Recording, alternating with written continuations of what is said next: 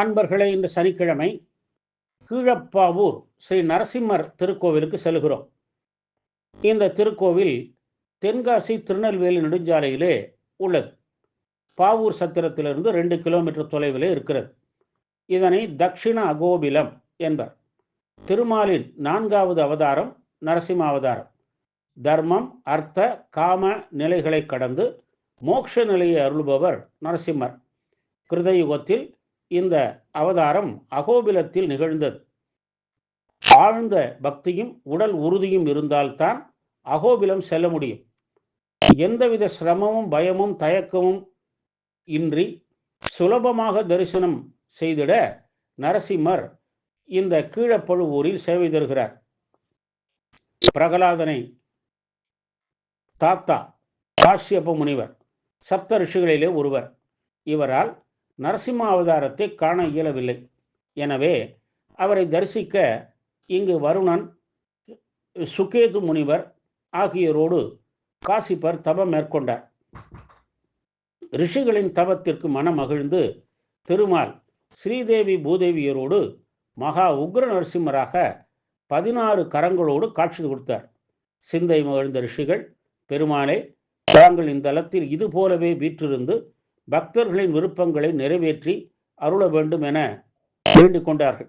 பெருமாளும் அதற்கு செய்து நிரந்தரமாக அர்ச்சாவதார திருமேனியில் இங்கே குடிகொண்டார். நிரந்தரமாக நரசிம்மர் குடிகொள்ளும் இந்த தலத்திலே தினமும் மாலை வேளையில் சிங்க கர்ஜனை ஒலித்து கொண்டே இருந்தது.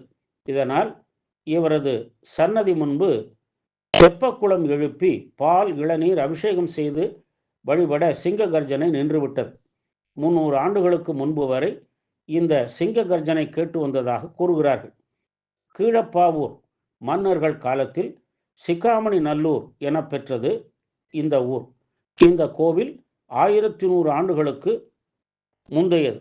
கிருதயுகத்திலேயே இருந்ததாக தலபுராணம் நமக்கு எடுத்துரைக்கிறது. விக்கிரம பாண்டியன் தாம் ஆட்சிக்கு வந்த 7ஆம் ஆண்டில் இத்திருக்கோவிலுக்கு நித்திய பூஜைகளுக்கும் நிலங்கள் வழங்கியுள்ளார். இந்த மன்னன் இவ்வூருக்கு முன்னை எதிர் மோக விண்ணகர் என பெயரிட்டார். போரில் வெற்றி பெற்ற தன் நினைவாக நரசிம்மர் கோவில் அருகே 1700 ஏக்கர் நன்சை நிலத்தை வளப்படுத்த 260 ஏக்கர் பரப்பில் உள்ள குளம் ஏற்படுத்தி அதற்கு முனை எதிர் மோகப்பேர் ஏரி என பெயர் சூட்டினார்.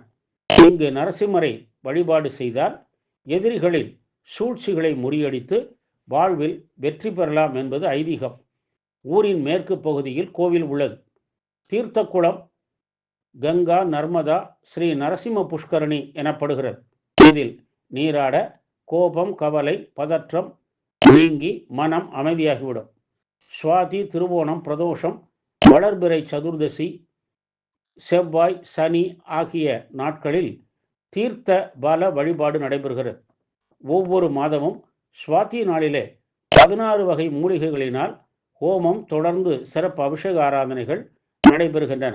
இதில் கலந்து கொண்டு வழிபட்டால் கடன் தொல்லை நீங்கும், வியாபார அபிவிருத்தி ஏற்படும், நோய்கள் குணமாகும். இங்கு நரசிம்மர் திரிபங்க நிலையில் 16 திருக்கரங்களோடு எழுந்தருளியுள்ளார். சூரியனும் சந்திரனும் வெண்சாமரம் வீசி சாந்தப்படுத்துகிறார்கள். தலையில் கிரீடம் அணிந்துள்ளார்.